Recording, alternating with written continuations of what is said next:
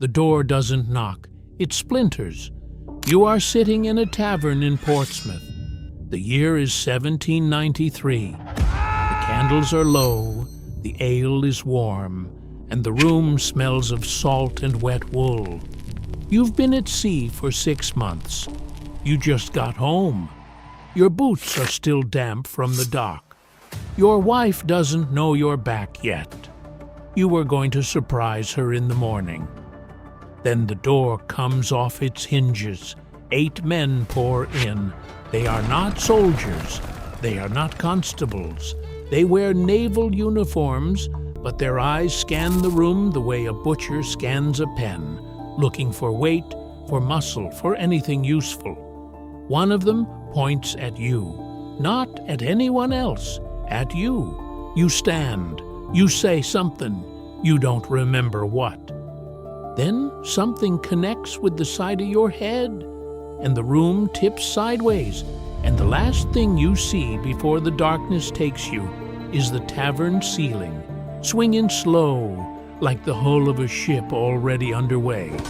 When you wake, you are on one, and no one is coming for you. This is not a story about war. This is not a story about heroism at sea or the glory of the British Empire. This is a story about a machine, legal, systematic, and utterly ruthless, that stole men from their lives for over 150 years. It destroyed families. It broke men who had done nothing wrong, and it was completely sanctioned by the Crown. They called it impressment. Everyone else called it what it was: kidnapping.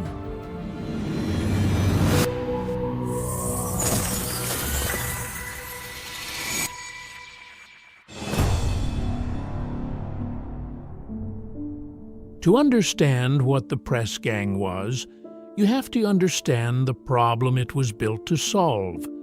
Britain in the 18th century was an island at war, almost constantly.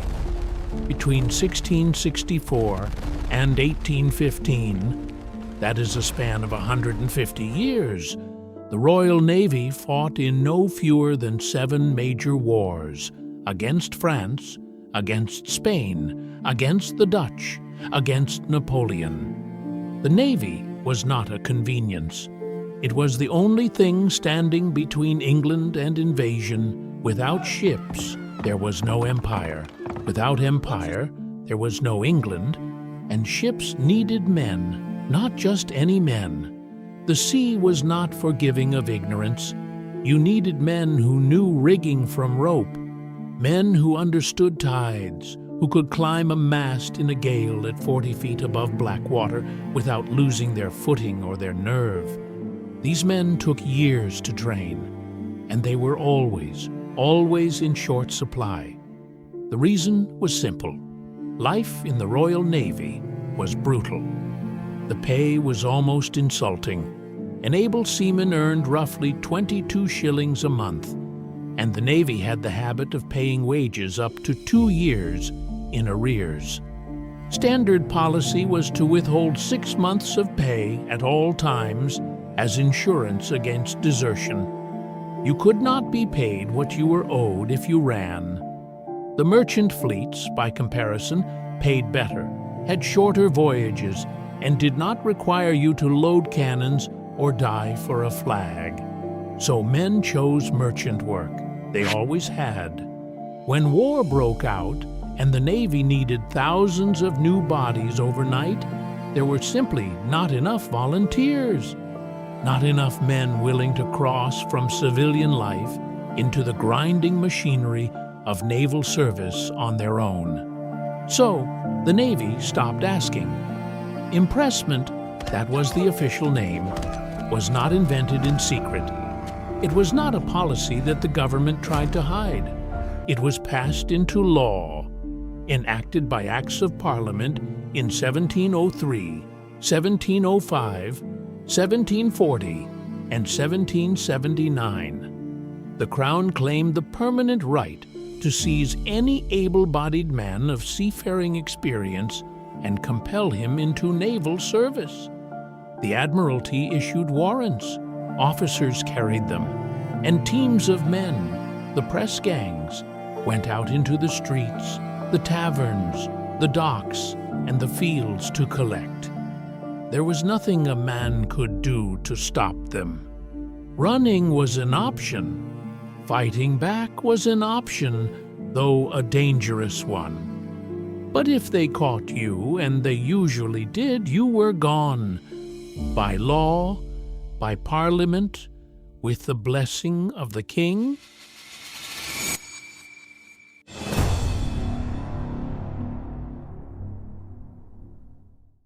Picture it from the beginning.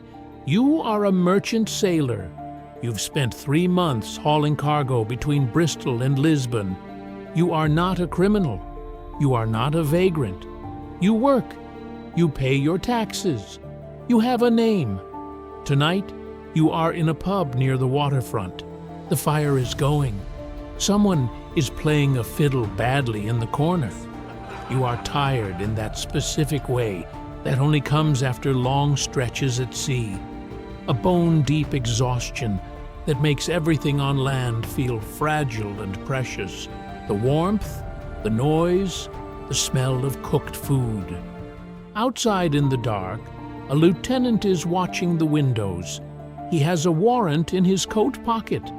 He has 8 men behind him, not trained soldiers, but hard men hired specifically for this work. They receive a bounty for every man they bring back. The more bodies, the more money. They are not interested in your name. They are not interested in your cargo, your family, your plans for the morning. They are interested in your hands. Calloused palms and rope-burned fingers meant you knew how to work a ship. That was enough. When they came fast.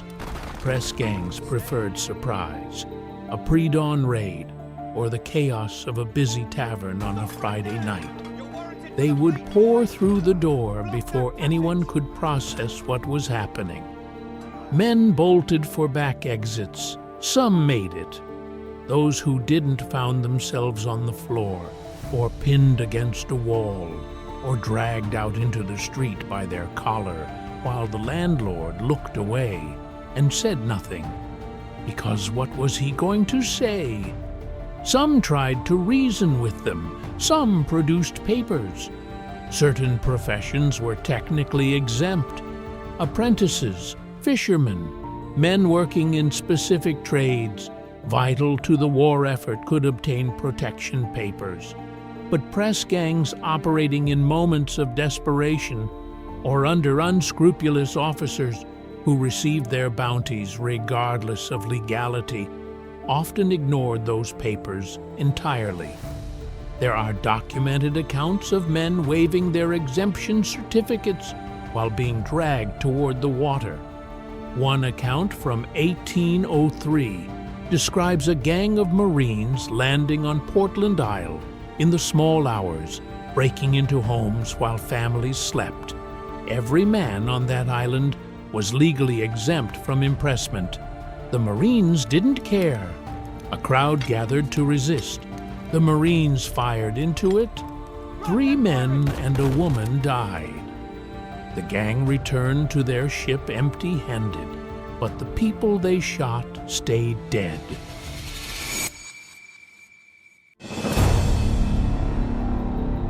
Once taken, you entered a world with its own gravity, its own logic, its own rules about what a life was worth. You would be held first in a tender, a small vessel anchored offshore, used as a floating holding pen for the newly pressed. This was deliberate. The sea kept you away from help. It kept you from running. Men were sometimes held in tenders for days before being distributed across ships that needed crew. Some died in those tenders before they ever reached a warship. There are admiralty records that track, in careful administrative language, the men who died after being impressed and before being put on board. It is the kind of accounting that tells you everything about how a system sees the people inside it. On board a warship, you slept in a hammock 14 inches wide, in a row of men packed so tightly together that the body heat was the only warmth. You ate twice a day: salt pork, hard biscuit, dried peas, a ration of grog that was as much about dulling the senses as sustaining the body. The food was, by the standards of the era, considered adequate.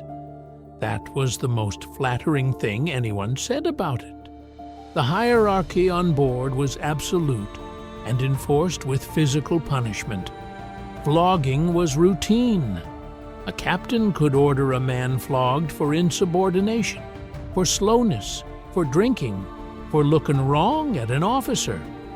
The cat-o'-nine-tails, a whip with 9 knotted cords, could tear the skin from a man's back in a handful of strokes. Serious offenses meant dozens of lashes, witnessed by the entire crew assembled on deck. The message was the same every time. You are here. You will stay here. You will do what you are told.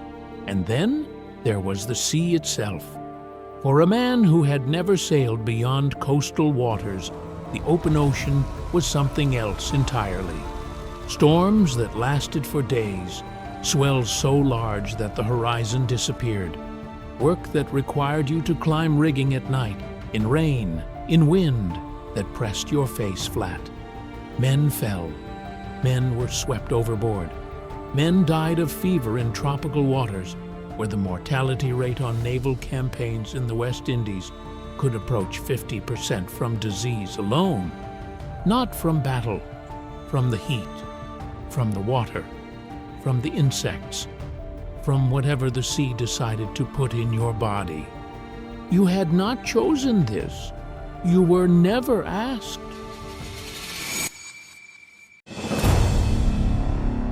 Here is what the official history prefers to leave in the background. At the peak of the Napoleonic Wars, by 1805, the Royal Navy had approximately 115,000 men in service. Historians estimate that as many as 75% of the Navy, at certain points, consisted of impressed men, not volunteers, not men who signed up for glory or prize money, men who were taken. Between 1740 and 1815, roughly 450,000 sailors served in the Royal Navy. By one careful estimate, pressed men made up around 40% of that total. That is not a marginal policy. That is not an emergency measure used sparingly and reluctantly. That is the structural foundation of the most powerful navy in the world, built on forced labor. Consider that for a moment. The British Empire, the thing that shaped the modern world, that drew the maps we still live inside today, was held together at sea by men who had no say in being there. And the government knew exactly how unpopular this was. Local magistrates frequently refused to help execute press warrants. Juries in English courts repeatedly acquitted men who had killed press gang members in self-defense, because even judges and juries recognized that resisting violent kidnapping was not murder. Riots broke out in port cities across Britain, Ireland, and the American colonies. In 1747, a British commodore began pressing men in Boston, and the city erupted into 3 days of open violence. Workers and tradespeople fighting the colonial government and Royal Navy in the streets. The Admiralty itself considered the system inefficient and resented it. The Navy preferred trained, willing sailors. Impressed men were harder to manage, more likely to desert at the first port, more likely to mutinize. The Spithead Mutiny of 1797, when sailors on 80 ships of the Channel Fleet refused to sail, was driven in large part by the conditions pressed men were forced to endure. The Navy had not raised seamen's wages since 1653, 144 years without a pay increase, while the cost of living climbed. The men mutinied, and the government, terrified of losing its fleet on the eve of war with France, agreed to their demands within weeks.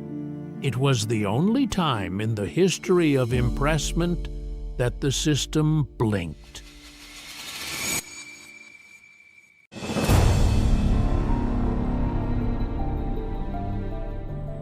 There is a theory, and some historians take it seriously, that impressment was never purely about military necessity. The practice had an older, uglier origin. Queen Elizabeth I had formally authorized impressment in 1563, not because of a naval emergency, but as a policy to clear the streets. England in the late 16th century had a growing problem: unemployed men gathering in cities with no work and no purpose. The solution was not employment programs or social reform. The solution was to press them into service, to put them on ships and send them away. The Navy was, in this reading, as much a mechanism of social control as it was a fighting force. This logic continued. By the 18th century, impressment was still used, as it had been in Elizabethan times, to sweep certain categories of men from public life: vagrants, petty criminals, men the Crown considered undesirable on land. They were offered a simple choice: prison or the Navy.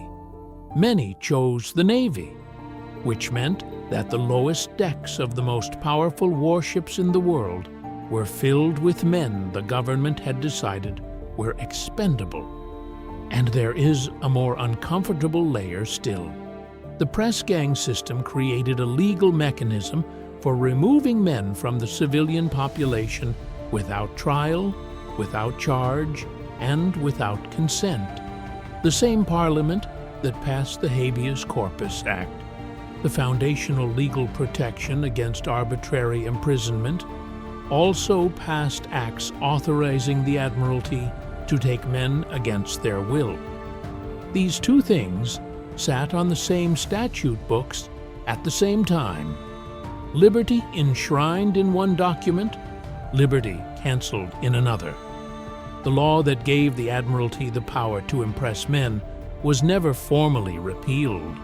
As late as 1835, Parliament passed legislation that reaffirmed the power of impressment, limited service to 5 years, and added the provision that a man could not be pressed twice.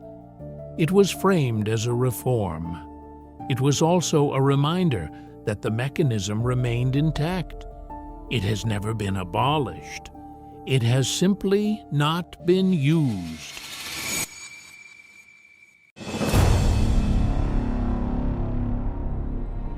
They left behind the people who couldn't follow, wives who woke to find their husbands gone and spent months not knowing if they were alive or dead. There was no formal system of notification.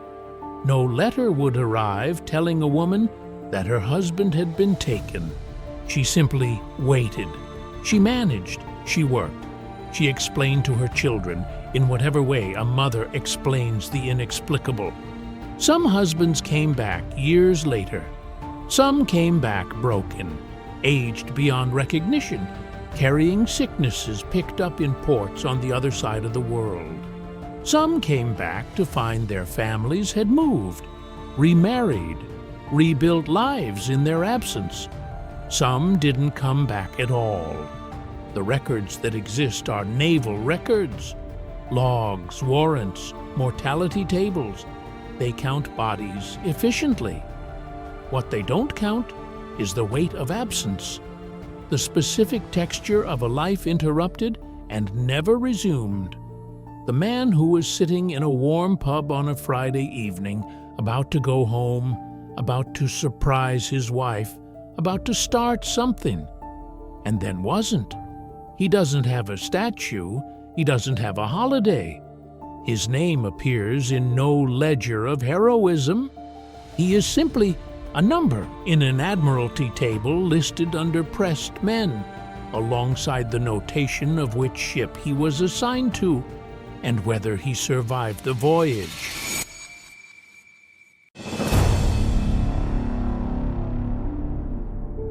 The press gang ended, more or less, in 1815. Napoleon had been defeated. The Great Wars were over. The Navy no longer needed 100,000 men at sea, and impressment, never popular, always resented, increasingly difficult to justify in a country that prided itself on individual liberty, quietly ceased.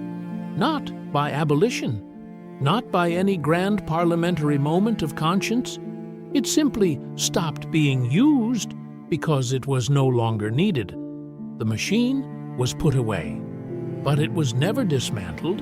Britain went on to build the largest empire the world had ever seen. It told a story about that empire, about exploration, about trade, about the civilizing spread of law and language. And much of that story is true. But part of the structure beneath it, the part that held the whole together in those crucial early decades of imperial expansion, was built on men who had no choice. Men dragged from taverns and doorways and merchant ships and fishing villages.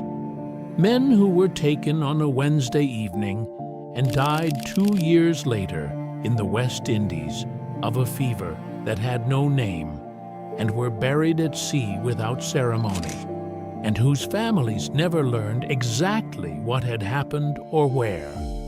You are standing in that tavern again. Portsmouth, 1793. The door has just splintered. You know what comes next. The question the history books rarely ask, and the one that stays with you long after the ships have sailed and the empire has crumbled, and the statues have been debated, and the names have faded from the ledgers, is a simple one. What right did they have? And why did it take so long for anyone to answer?